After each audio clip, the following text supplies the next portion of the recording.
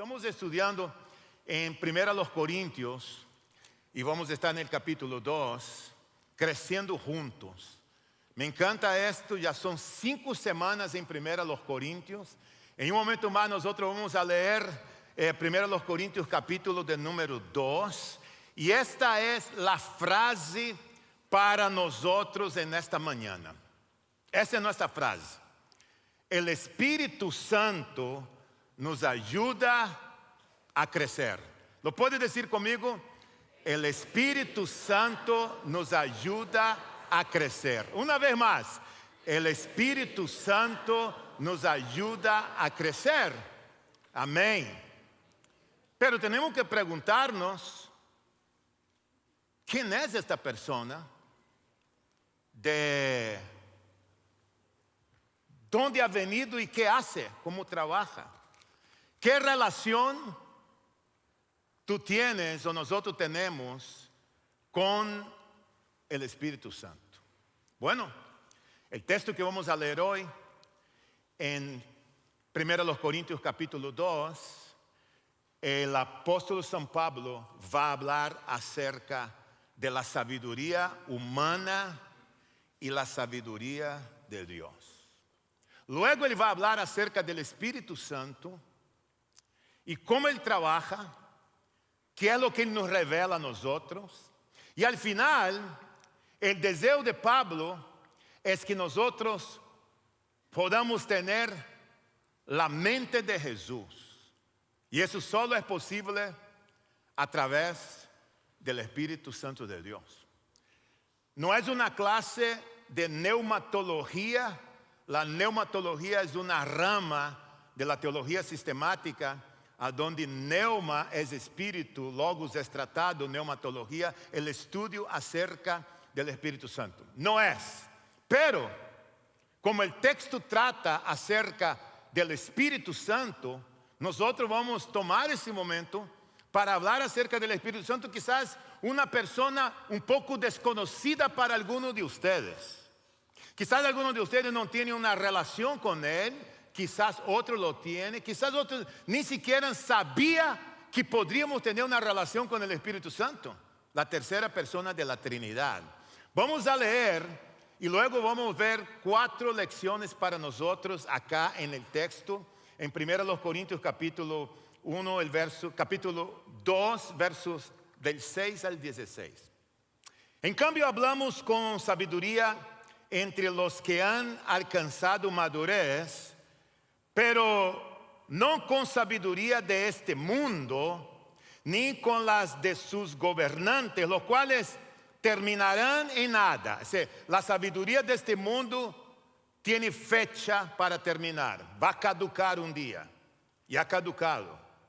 Más bien exponemos el ministerio de la sabiduría de Dios, la sabiduría que ha estado escondida y que Dios había destinado para nuestra gloria desde la eternidad. Verso 8, ninguno de los gobernantes de este mundo la entendió, porque de haberla entendido no habría crucificado al Señor de la gloria.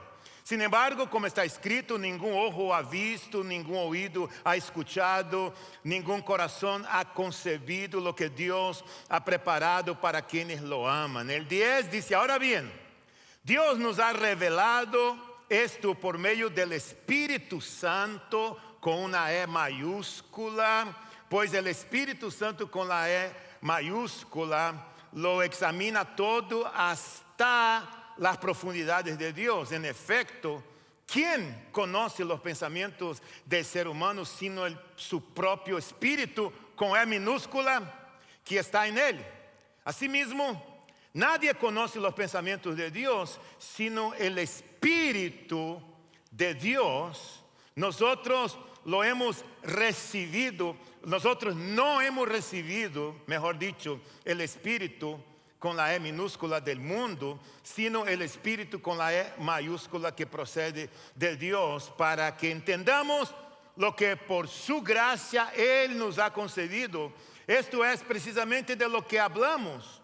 no con las palabras que enseña la sabiduría humana, sino con las que enseña el Espíritu, explicando lo que espiritualmente en términos espirituales. 14. El que no tiene el Espíritu no acepta lo que procede del Espíritu de Dios, pues para él es locura. No puede entenderlo porque hay que discernirlo espiritualmente, dice Pablo. En cambio, el que es espiritual lo juzga todo, aunque en términos no está sujeto al juicio de nadie, porque dice él, ¿quién ha conocido la mente del Señor para que pueda instruirlos? Nosotros, por nuestra parte, tenemos la mente de Cristo. Palabra muy linda esta, para subrayar en tu Biblia, por favor, tomar nota, o en tu papelito que está ahí. La mente de Cristo, tenemos la mente de Cristo. Versículo 4, esa última parte de ese versículo 16, tenemos la mente de Cristo. Un texto que sinceramente, iglesia, nosotros podríamos pasar una semana completa estudiando 2 horas al día esos versículos y no nos alcanzaría, porque ese es un tesoro lo que hay aquí. Por eso te dije que sería lindo que tú tomaras ese momento para concentrarte en la palabra y ver lo que nosotros podemos aprender de eso. Hay 4 lecciones, hay más de 4, pero hay 4 que en lo personal me gustaría de compartir con ustedes. Si te gusta a ti tomar nota, lo primero que tengo que afirmar, es una afirmación lo que te voy a decir. Todo creyente tiene el Espíritu Santo. Y te lo voy a decir otra vez. Todo creyente tiene el Espíritu Santo.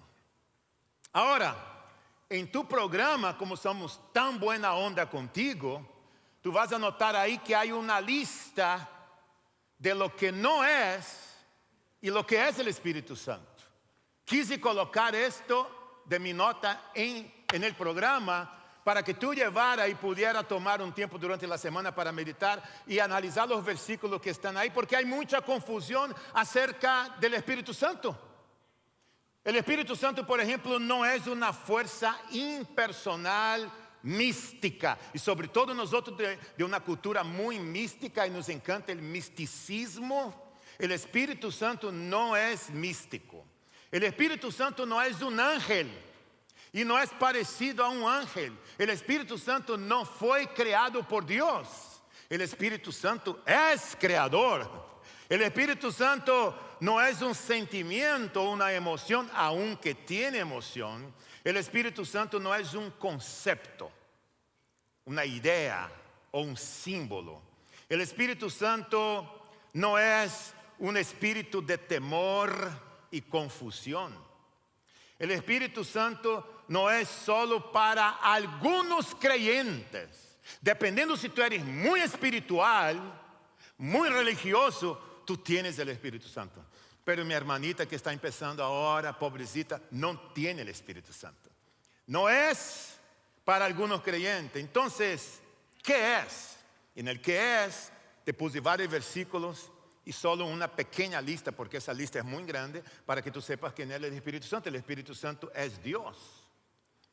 El Espíritu Santo es una persona que tiene intelecto, voluntad propia y tiene emociones. Lo puedes entristecer al Espíritu Santo con tu vida.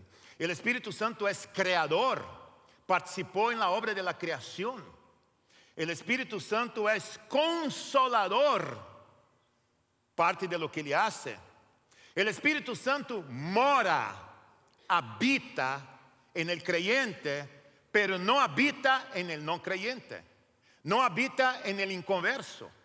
Solo habita en el creyente que ha permitido que Él habite. Y el cuerpo de ese creyente pasa a ser una tienda, una casa donde Él habita. El Espíritu Santo es la tercera persona de la Trinidad. No es menos que Jesús. No es menos que Dios. El Espíritu Santo es Dios. Y la Trinidad se manifiesta así: Padre, Hijo y el Espíritu Santo. A veces, ¿por qué decimos y Espíritu Santo? Como, tercera persona. Y, no, el Espíritu Santo está al mismo nivel de Jesús y de Dios. De manera que Él es el Espíritu Santo de Dios. El Espíritu Santo no es privilegio para los pastores. Gracias por la lista. No es privilegio de los misioneros. No es privilegio de los eruditos, de los estudiosos, de los teólogos. El Espíritu Santo no es privilegio de aquellos hermanos que tienen muchos años en el Evangelio. El Espíritu Santo mora en aquella mujer que ha aceptado a Cristo como su Salvador, en aquel joven que tiene a Cristo como Salvador, en aquel señor, en aquella señora. El Espíritu Santo habita en la vida de todo cristiano. Pero entonces alguien puede decir, como me han dicho en el pasado, Pastor da Silva, ¿cómo sé que Él mora en mí? Yo no lo siento. No siento que el Espíritu Santo está en mí. Porque como somos una cultura que nos fascina sentir todo, ¿no? Sentir para nosotros es importante. Yo siento que tú me estás mirando mal. Yo siento que tú ya no me quieres, gordito. ¿Qué te pasa? Es un presentimiento que yo tengo aquí adentro de mí. Yo siento que algo mal va a pasar. O yo siento que Dios me dijo que yo te dijera algo para tu vida. Y nos fascina sentir. Y somos guiados por nuestras emociones. Gracias a Dios que la fe cristiana no está fundamentada en el sentimiento. No está fundamentada en lo que yo siento.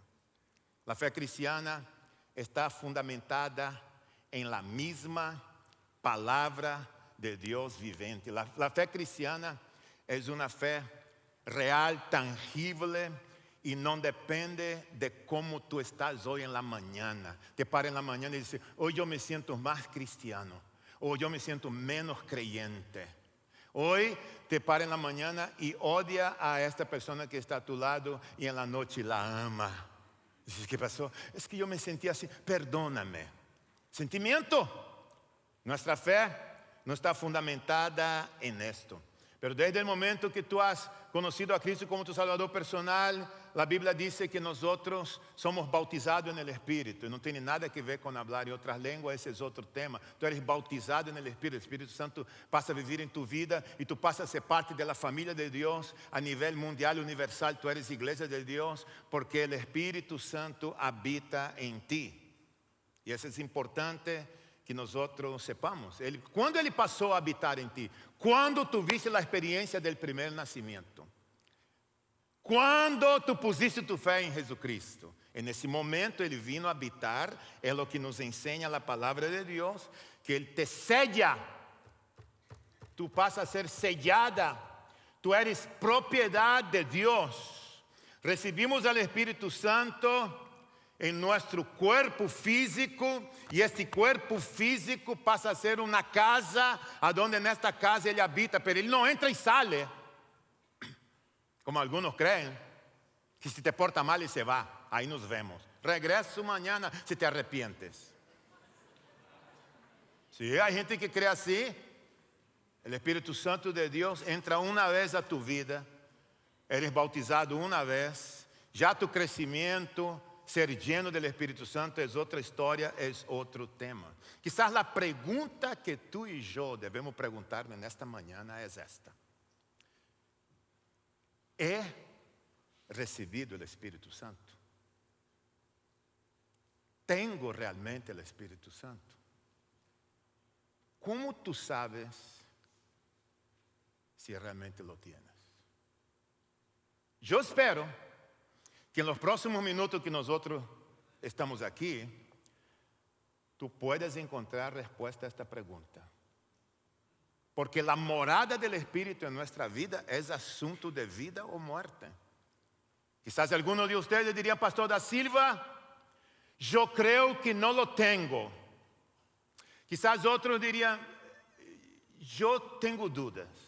Y otros, estoy seguro. Ojalá que todos estemos seguros, pero no es acerca de sentir, es acerca de realmente saber si tú tienes al Espíritu Santo de Dios. ¿Lo tienes? La segunda cosa en nuestro programa es que el Espíritu Santo revela la sabiduría de Dios. El Espíritu Santo revela la sabiduría de Dios. Ustedes se acuerdan en este contexto que Pablo fue el que empezó la iglesia en Corinto. Pablo está confrontando los filósofos, está confrontando aquella cultura humanista, a donde lo más importante en aquella cultura era la razón, era el autocontrol, el conocimiento, y no entraba en la cabeza de esta gente, sobre todo de los griegos, que ahora Pablo llega a la ciudad de los filósofos y está hablando acerca de un Cristo muerto y resucitado. Ponte a pensar, ponte en los zapatos de la gente de Corinto que desayunaba, almorzaba y cenaba filosofía humana, donde la razón era todo, el sentimiento no contaba. Llega Pablo y dice, Dios envió a su Hijo al mundo y este Hijo murió en una cruz, fue sepultado y Dios lo levantó de entre los muertos. Y las escuelas de filosofía que habían allá, los estoicos y los epicúreos, dos escuelas muy grandes de filosofía en la época de Pablo. Los estoicos, ellos enfatizaban que la razón y el autocontrol era lo más importante. Los epicúreos decían que la búsqueda del placer era la mayor meta de la vida. Yo creo, mi opinión, que tenemos aquí más epicúreos que estoicos. Buscaban y enseñaba que la meta principal en la vida era el placer, disfrutar la vida. Bueno, Pablo está hablando de esto y ahí tú tienes que pensar así, ¿cómo esos filósofos van a entender? Y ellos decían, ¿cómo puede Dios, siendo tan grande, venir y cómo puede Dios morir? Si Él es el creador de todo, ¿cómo muere Dios? ¿Es un Dios masoquista?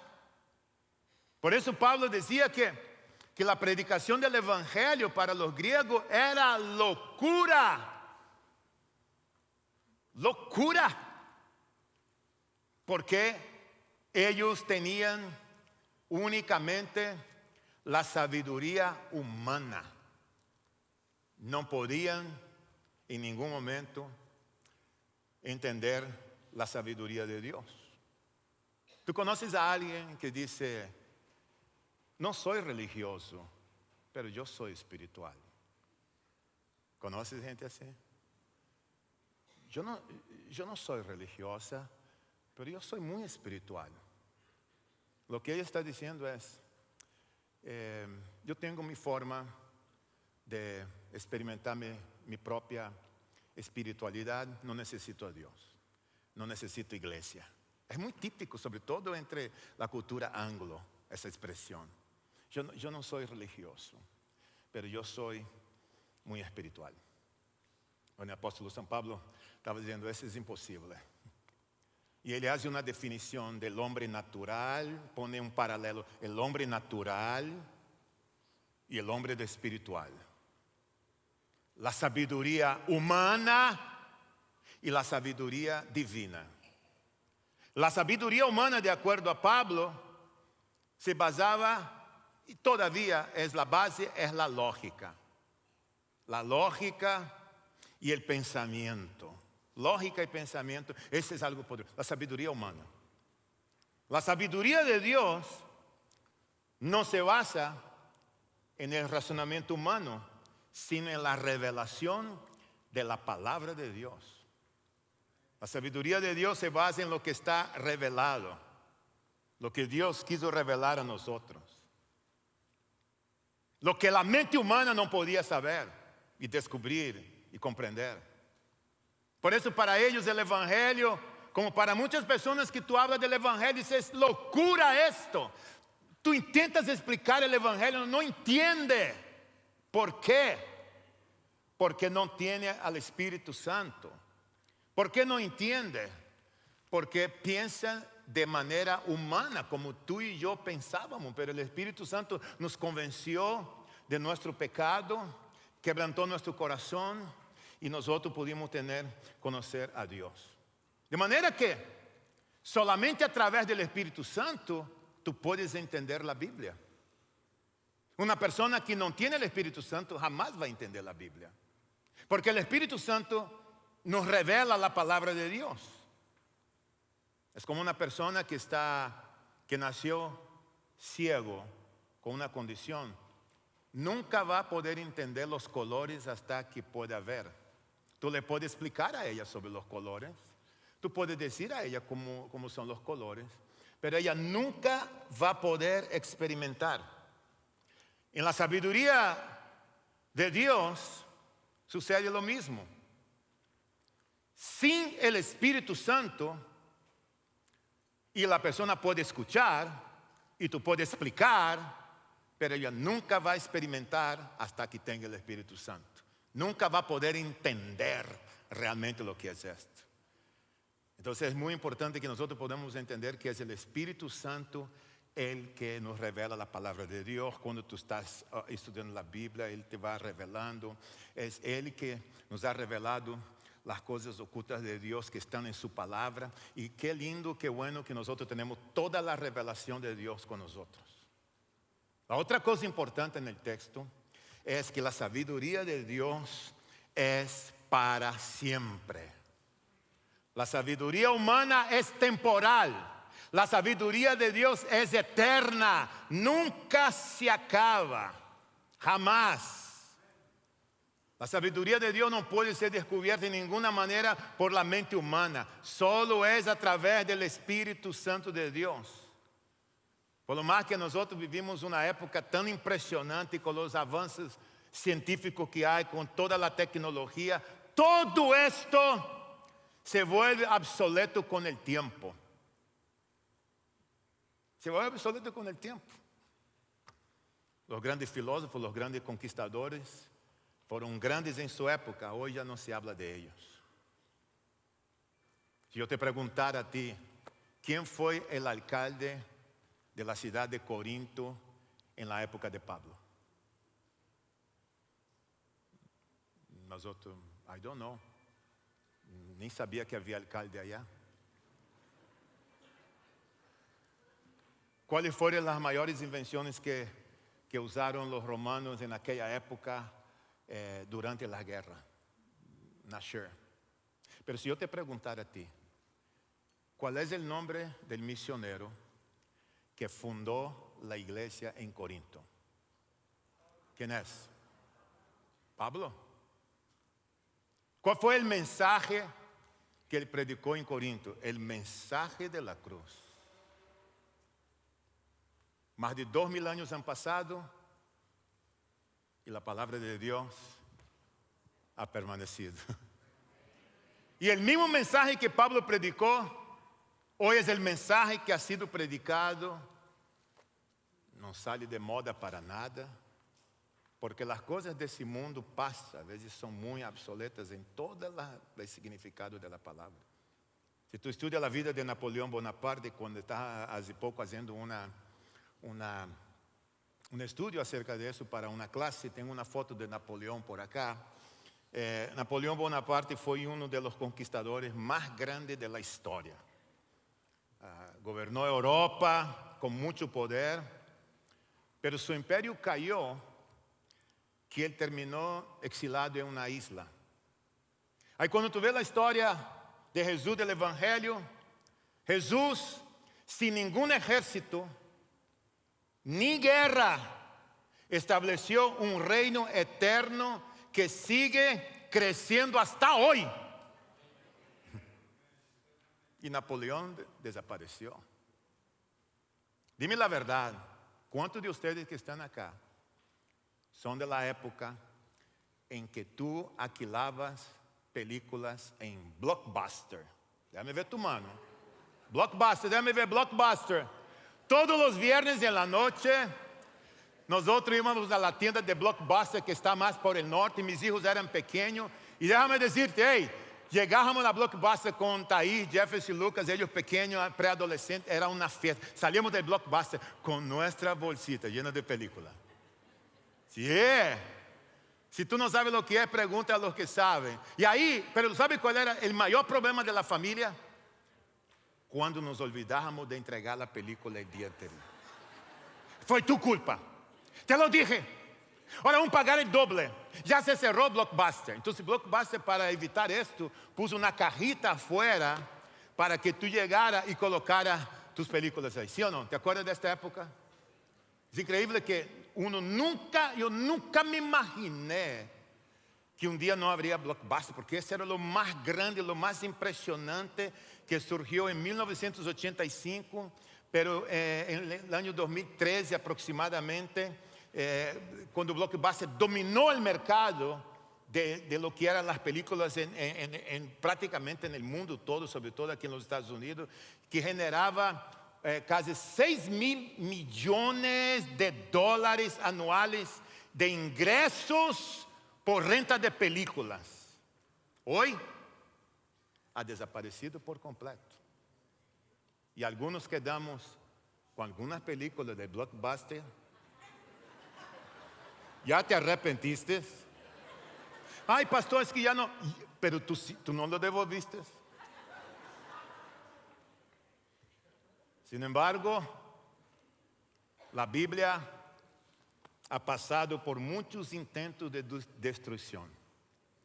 Han intentado eliminarla, pero sigue siendo el libro más vendido y más leído de la historia de la humanidad.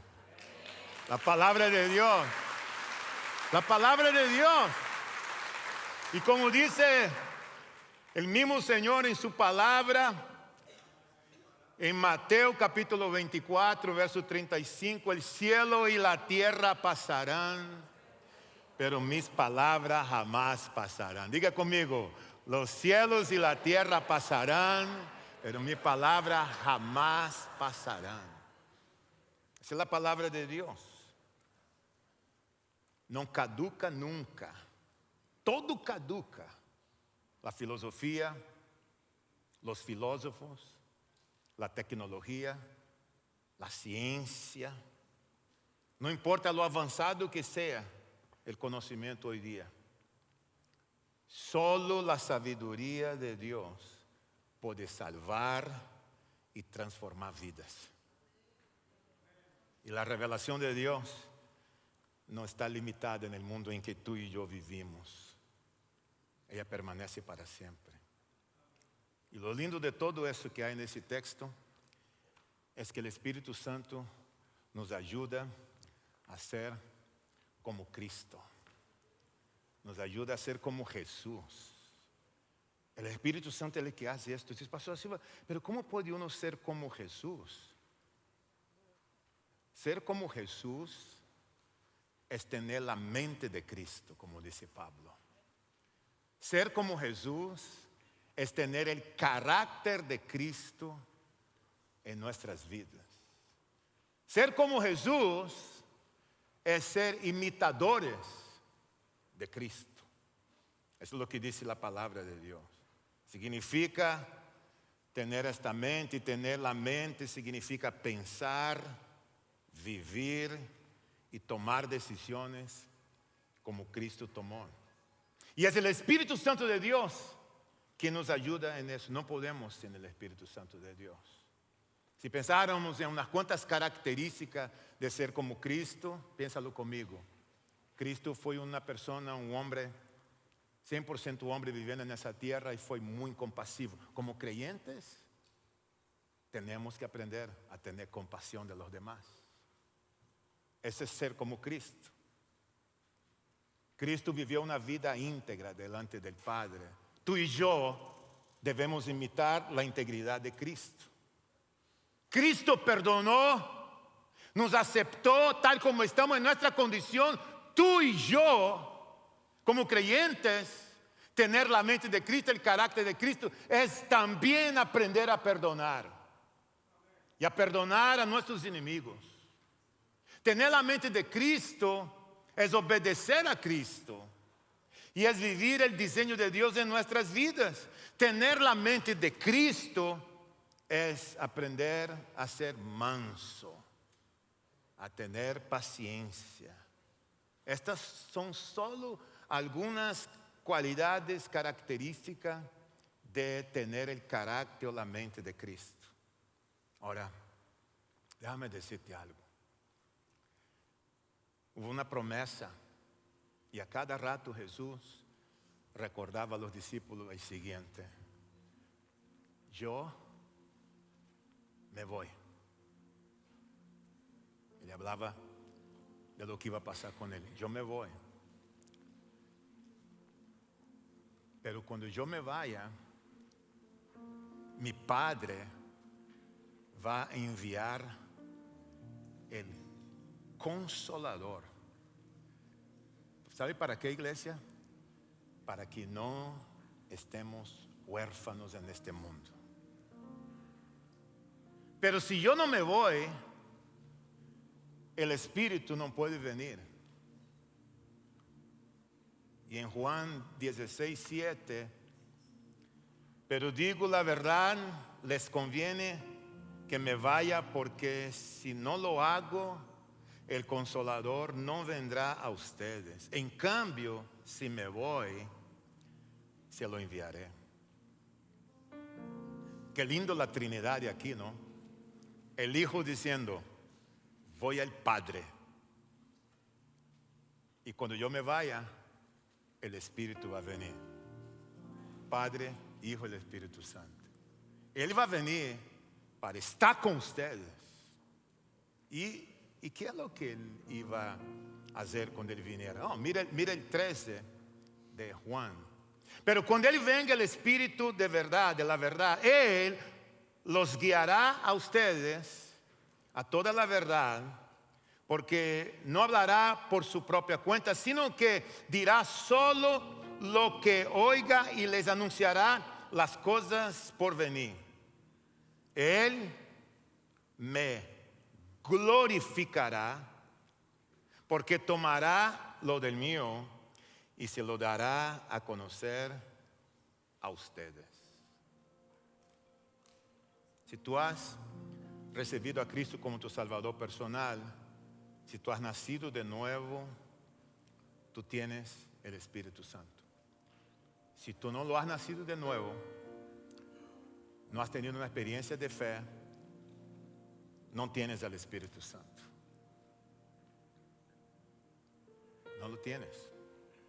Ahora, cuando Él viene a tu vida, los resultados son increíbles.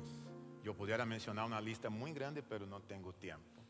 Pero te voy a decir, cuando Él viene a tu vida, Él mora en ti, Él perdona tus pecados, Él escribe tu nombre en el libro de la vida, Él te salva y Él te restaura, Él te da una nueva identidad en Cristo, te da vida eterna, tú tienes paz con Dios y la paz de Dios te libera del poder del pecado, te da una nueva familia y una nueva herencia. Eso es lo que viene en el paquete de la salvación, cuando el Espíritu Santo de Dios viene a habitar en tu vida. Si tú nunca has recibido el Espíritu Santo de Dios, yo quiero animarte que no te vayas de aquí hoy sin antes hablar con alguien. Tenemos varios diáconos, pastores en la casa. Si tú tienes dudas si Él habita en ti, tú tienes que salir seguro. Ahora quizás algunos de ustedes que son creyentes, que ya tienen el Espíritu Santo, pero están viviendo una vida como si Él no existiera. Y lo que falta es ser lleno. La salvación es puntual, ocurre en un momento, pero la llenura del Espíritu es progresiva, es constante. Sé lleno, me lleno hoy, me lleno mañana, me lleno pasado mañana. Es cuando tú tomas tu carro, llena el tanque el lunes y vas a tu trabajo, a la escuela, y vas a notar que la aguja empieza a bajar. La aguja te está indicando: pone gasolina en el tanque, no te va a quedar estancado. En la vida cristiana es igual. Nosotros necesitamos llenarnos con el Espíritu Santo de Dios.